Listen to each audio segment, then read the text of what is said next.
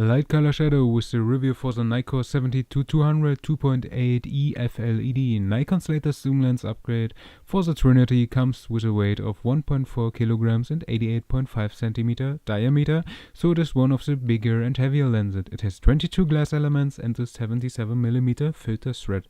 With a mounted lens hood it weighs 1.4 kilograms and with the attached tripod collar it weighs 1.48 kilograms.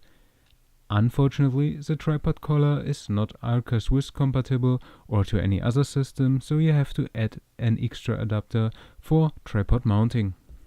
The fluorine coating of the front and back lens repels water, dirt, fingerprints and other stuff much better than any other material what I have seen so far.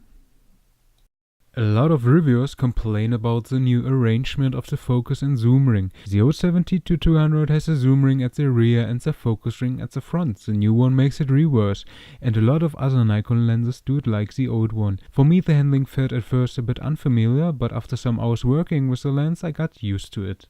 The 70-200 offer 4 extra buttons on the lens tube which allow you to focus and save the exposure and focus settings, which can be adjusted, and of course you can set the focus distance from full to infinite or from 5 meters to infinite, so that the focus don't have to move the full range. All in all, you get an excellent manufactured lens with an acceptable and well balanced weight.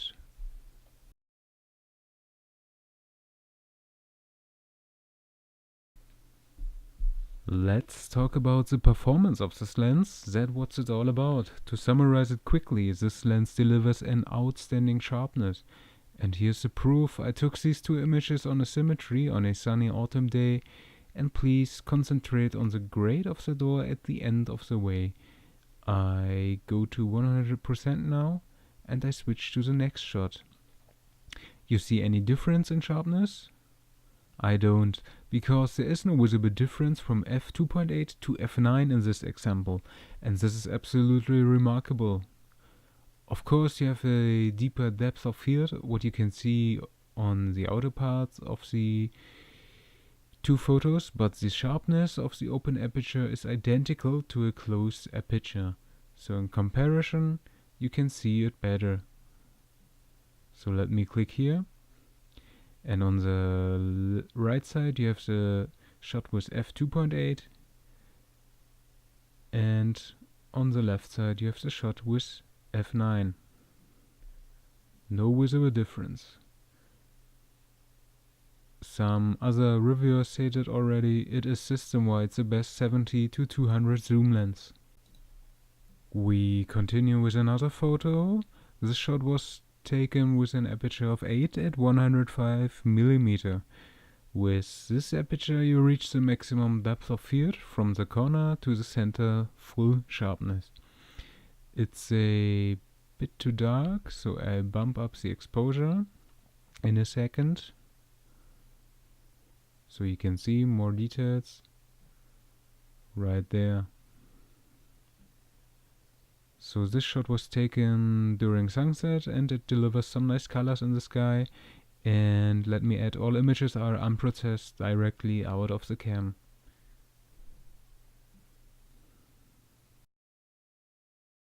I used the lens for a macro job and it performed excellent.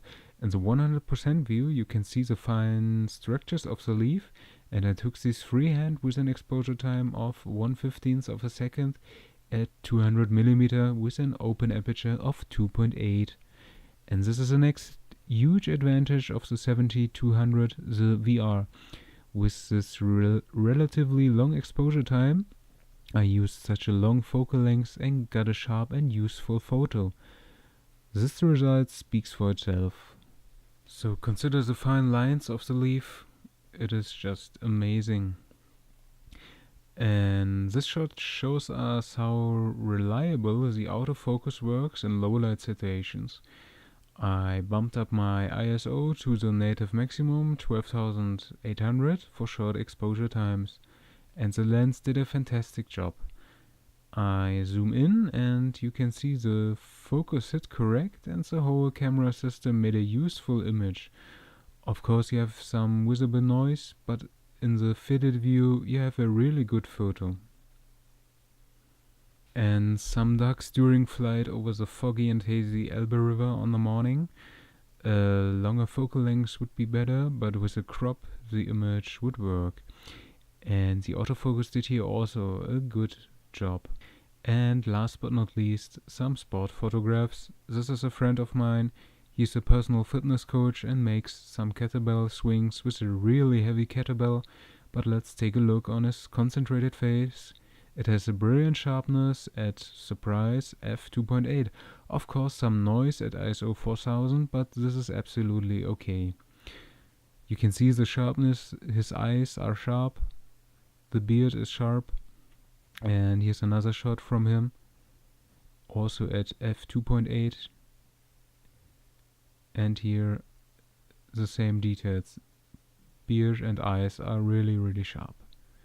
So for information, all photos were made with the Nikon D750. I think these photos could demonstrate the fantastic performance of the lens, and I don't think any manufacturer could do better. The sharpness combined with the aggressive VR and the super quick autofocus set standards.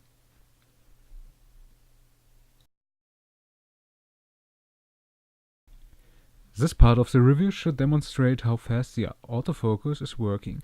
I'm aware that this is not a meaningful video because I use a live view, so please remember that the autofocus via the viewfinder is the quicker one. So the traffic light is in focus right now, and let me set the focus on the yellow traffic sign behind it. And I think that was fast enough, even via live view. And now I'm focused on the red traffic light in the distance.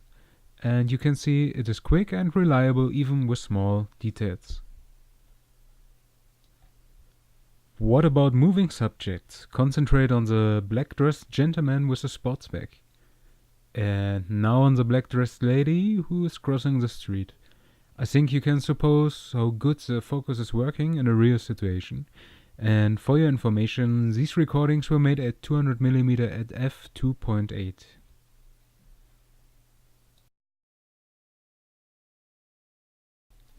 If you really want to make no compromises in quality questions, then this lens is right for you.